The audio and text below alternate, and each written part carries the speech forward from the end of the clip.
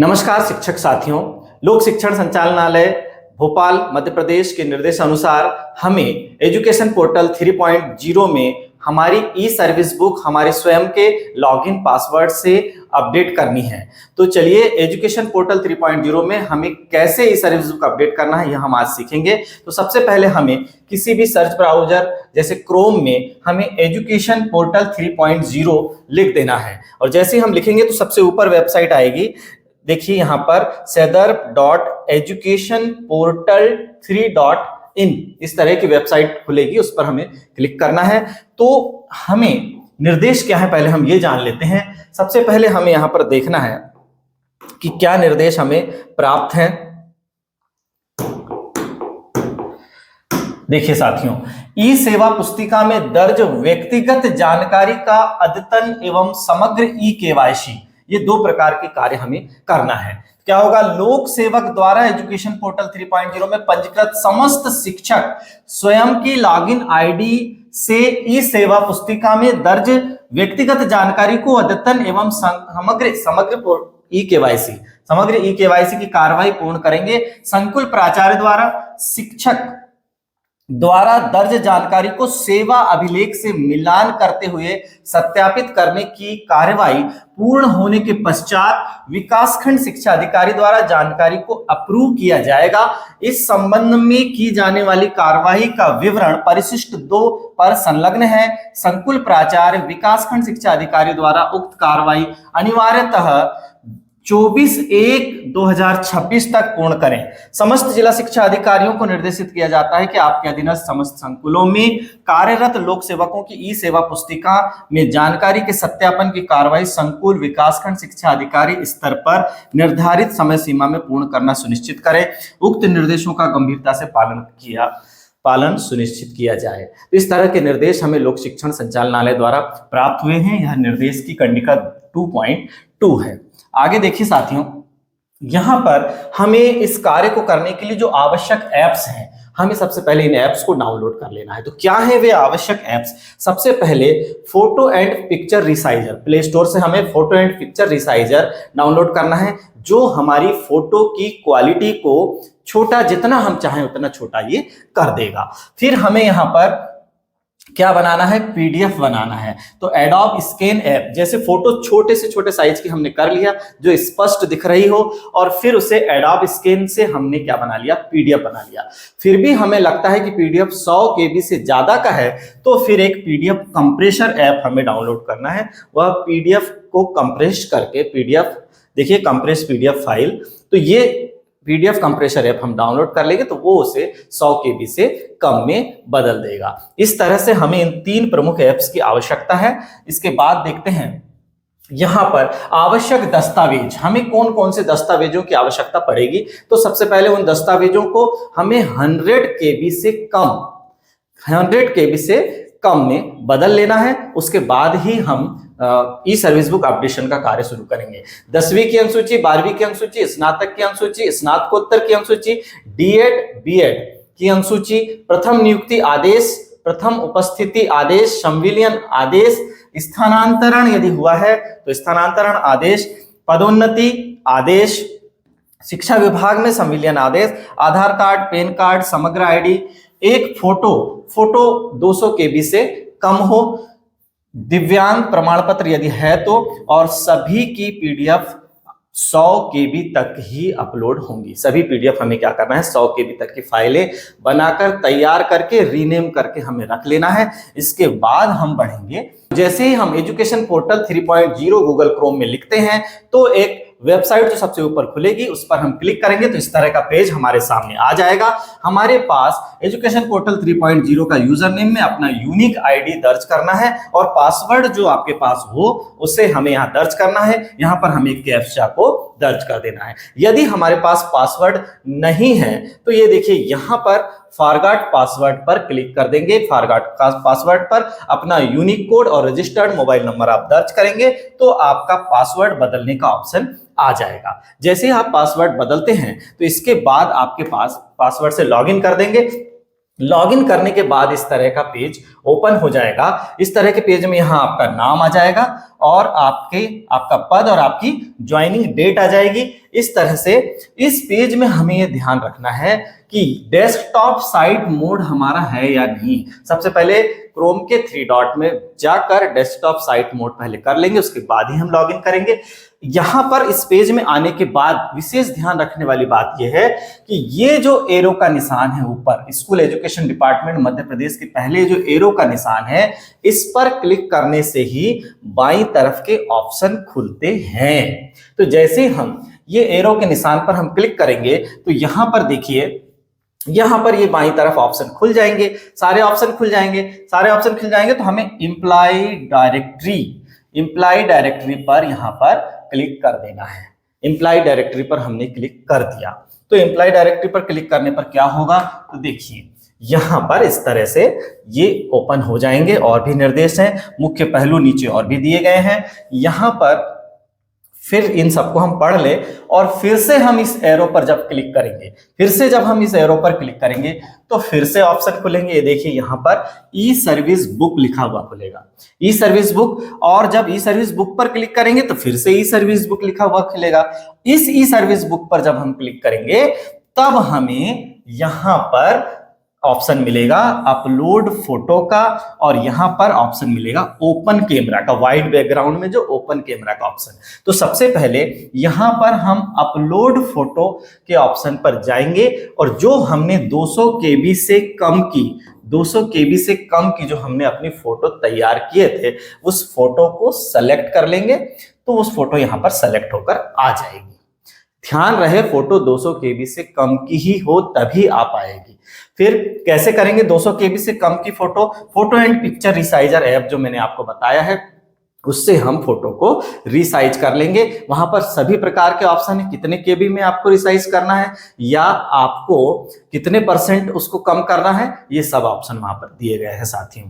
यहां पर आपका स्कूल का नाम और डाइस कोड लिखा हो ऐसे स्थान पर जाकर आपको एक फोटो लेना है। उस फोटो को ये देखिए कैप्चर फोटो पर क्लिक कर देंगे। फिर फोटो लेने के बाद ये ओपन कैमरा से फोटो लेना है और फिर कैप्चर फोटो पर क्लिक कर देंगे तो फोटो यहां पर क्लिक हो जाएगी। और जैसे ये दोनों क्लिक हो जाएंगे तो सेव एंड नेक्स्ट पर हमें क्लिक कर देना है। सेव एंड नेक्स्ट पर हम क्लिक कर देंगे तो हम आगे आ जाएंगे अगले भाग पर। अगला भाग क्या है, देखिए अगला भाग यहां पर है, यहां पर समग्र ई केवाईसी का है। समग्र ई केवाईसी का अगला भाग है। यहां पर स्वयं की समग्र आईडी आपको दर्ज करना है, लिखा ही है समग्र आईडी। और इस सेंड ओटीपी पर हमें क्लिक करना है। सेंड ओटीपी पर हम क्लिक करेंगे तो ओटीपी हमारे समग्र आईडी में जो दर्ज रजिस्टर्ड मोबाइल नंबर है उस पर आ जाएगा। उस ओटीपी को हमें यहां पर क्लिक कर देना है, हमारी डिटेल खुलेगी।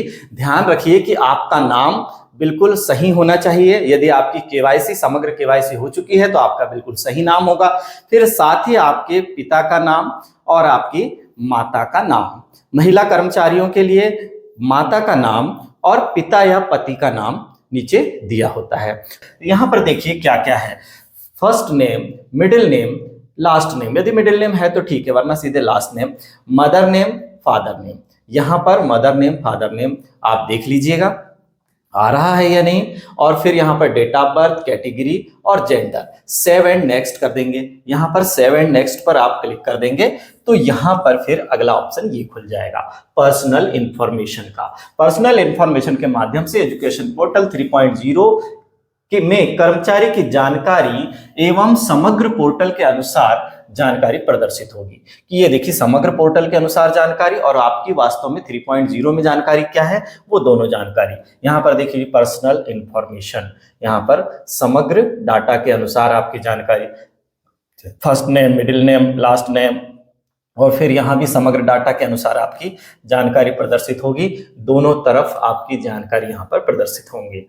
फिर यहाँ पर कर्मचारी की जानकारी जो कि समग्र एवं एजुकेशन पोर्टल 3.0 में प्रदर्शित हो रही है में परिवर्तन नहीं किया जा सकेगा। जैसे कर्मचारी के नाम, जन्मतिथि, पिता पति का नाम, श्रेणी आदि को परिवर्तित नहीं किया जा सकेगा। कर्मचारी अपनी पर्सनल इंफॉर्मेशन में आवश्यकता अनुसार परिवर्तन कर सकता है। नीचे जो पर्सनल इंफॉर्मेशन के और भी ऑप्शन है।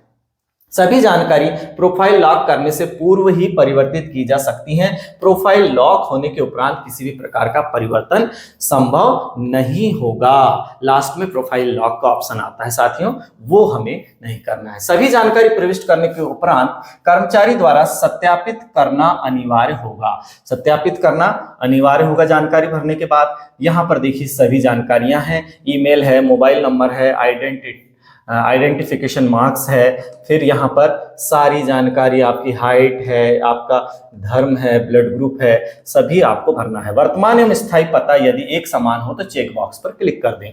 यदि आपका वर्तमान पता और स्थायी पता दोनों एक समान है तो आपको यहाँ पर प्रेजेंट एड्रेस में बस अपना एड्रेस लिखना है, और जैसे ही आप इस सेम एज प्रेजेंट एड्रेस पर क्लिक करेंगे चेक बॉक्स पर, तो ये पूरा ऊपर का ही सेम नीचे आ जाएगा, अलग से भरने की जरूरत नहीं है। ध्यान रखिए यहाँ पर एड्रेस लाइन 1 और एड्रेस लाइन 2 दोनों में अपना एड्रेस भरना है।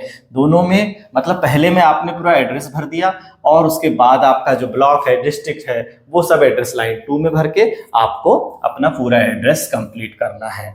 यहाँ पर फिर देखिए, यहाँ फैमिली डिटेल में आपको सर्च करना है, मतलब अपने को भरना है क्या है, गार्जियन रिलेशन में आपको जैसे अपने आप यदि मेल हैं तो अपनी पत्नी का नाम, बच्चों का नाम यहाँ पर भरना है, रिलेटिव्स नेम उनका नाम, और यहाँ पर रिलेटिव्स डेट ऑफ बर्थ उनकी, और ऐड करते जाना है। जितना भी आपका परिवार है पूरे परिवार को आपको ऐड करना है। यदि आप फीमेल हैं तो आपके पति का नाम, आपके बच्चों का नाम ऐड करना है। यहाँ पर ऐड हो गया। उसके बाद आपके स्पाउस की जानकारी कि आपके पति या पत्नी गवर्नमेंट जॉब में हैं नहीं है।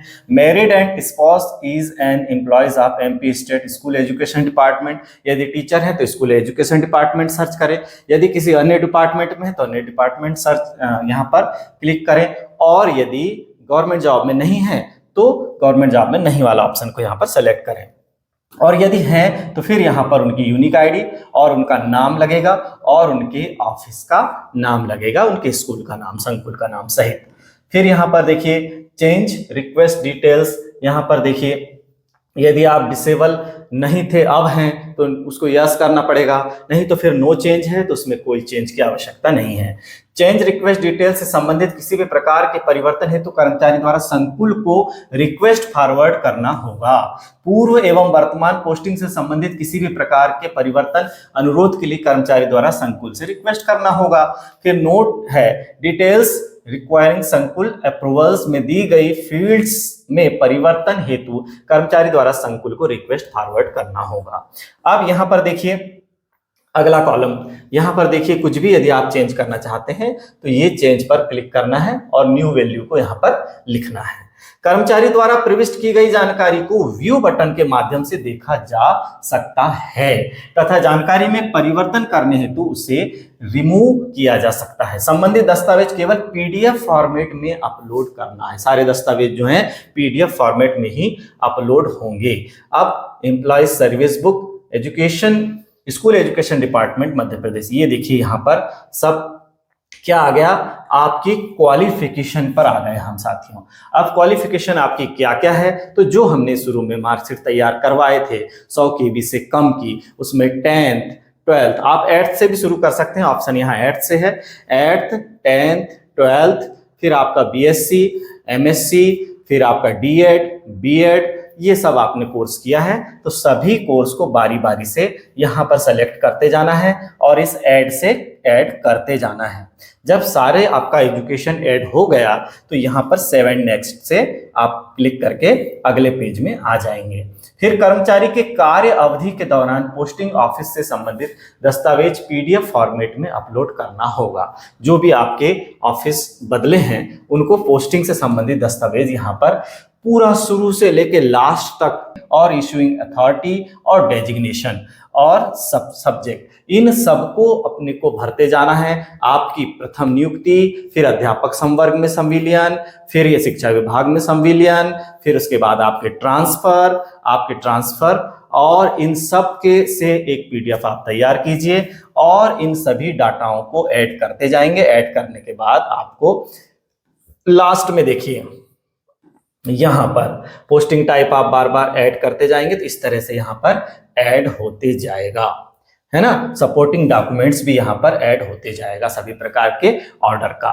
फिर यहां पर जब सब ऐड हो जाएगा, जब आप पूर्ण रूप से संतुष्ट हो जाएं, आपके संकुल से जांच हो जाए, आपका एक जो ड्राफ्ट में आप देखिए, जब आप पूरा भर देंगे तो आप प्रोफाइल फोटो पे क्लिक करेंगे, समग्र ई-केवाईसी पे क्लिक करेंगे, पर्सनल इंफॉर्मेशन, क्वालिफिकेशन, पोस्टिंग, आप किसी भी डिटेल को बार बार चेक करें। जब आपको संकुल से ऑर्डर मिल जाए कि फाइनल सबमिट किया जाए, तब आप यहाँ लॉक एंड सबमिट पर क्लिक करके ही उसका प्रिंट ले सकते हैं और संकुल में दस्तावेज के साथ जमा कर सकते हैं। साथियों, तो ये थी 3.0 में अपनी ई सर्विस बुक को अपडेशन की संपूर्ण प्रक्रिया। तो साथियों, इस वीडियो में हमने जाना कि एजुकेशन पोर्टल 3.0 में अपनी ई सर्विस बुक को कैसे अपडेट करें।